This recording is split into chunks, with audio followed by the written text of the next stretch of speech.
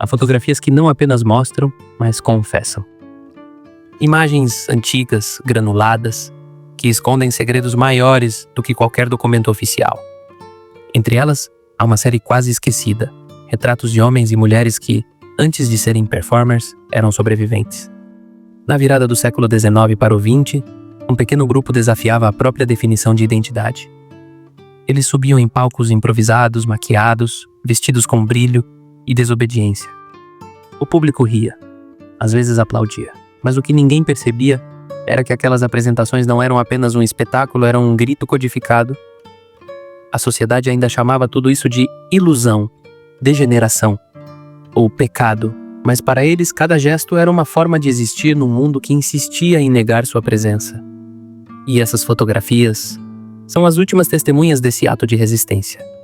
O mundo da virada do século era rígido, moralista e hipócrita. Enquanto as vitrines mostravam famílias perfeitas e casamentos exemplares, por trás das cortinas, a vida real acontecia longe dos olhos respeitáveis. E foi nesse espaço subterrâneo que surgiram os primeiros performers drags. Nos cabarés de Paris, nas tabernas de Berlim e nos teatros clandestinos de Nova York, eles criaram um universo paralelo, um mundo em que o gênero era um jogo e a performance, uma forma de liberdade. Esses artistas misturavam o teatro, a comédia e a provocação. Usavam perucas altas, vestidos luxuosos, gestos amplos e olhares desafiadores. E em cada apresentação, zombavam daquilo que o poder dizia ser normal. Os jornais da época fingiam ignorar. Mas fotógrafos curiosos, como Magnus Hirschfeld e até mesmo George Platt Lynes, décadas depois, começaram a registrar esse universo secreto. As fotos sobrevivem até hoje, algumas escondidas em arquivos, outras redescobertas em feiras de antiguidades. Nelas, há algo que vai além da roupa e da maquiagem, a dignidade. Entre as décadas de 1920 e 1930, essa cultura floresceu de forma impressionante. Nos Estados Unidos, em plena lei seca, bares e clubes se transformavam em refúgios. O Harlem Renaissance abria espaço para expressões artísticas sem precedentes. E foi lá que os drag balls se tornaram o epicentro da contracultura. Fotografias da época mostram salões inteiros iluminados por lustres, cheios de pessoas com trajes que desafiavam o tempo. Homens com vestidos de seda, mulheres com smokings elegantes. Todos dançando, livres por algumas horas. Esses eventos eram proibidos, vigiados pela polícia, mas continuavam acontecendo. E cada vez que uma câmera captava um desses rostos, uma nova página da história era escrita, mesmo que ninguém soubesse ainda. Enquanto a alta sociedade se divertia com o exótico, o risco era real. Ser flagrado podia significar prisão, humilhação pública, perda de emprego. Mas mesmo assim eles voltavam, sempre voltavam, porque o palco era o único lugar onde podiam ser quem realmente eram. E essas imagens, que hoje parecem ensaiadas ou performáticas, eram na verdade retratos da mais pura autenticidade.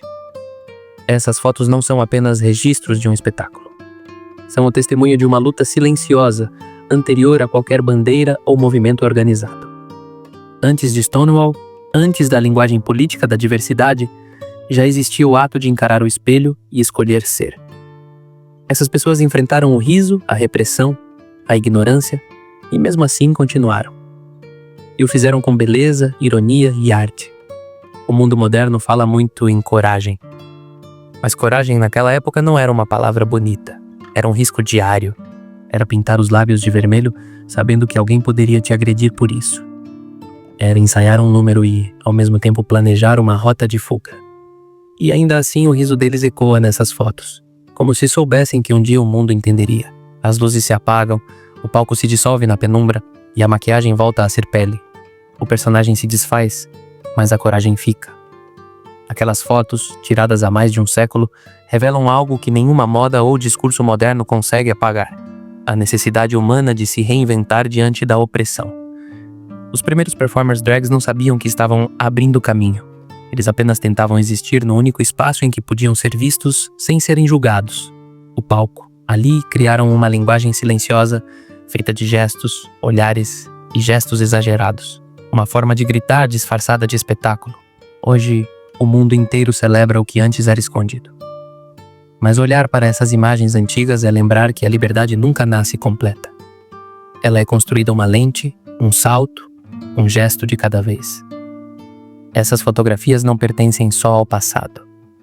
Elas são lembretes de que toda expressão que desafia o medo é, por si só, uma forma de arte. E talvez seja isso que define a verdadeira coragem. Não essa ausência de medo, mas o ato de subir ao palco, mesmo sabendo que o mundo ainda não está pronto para aplaudir.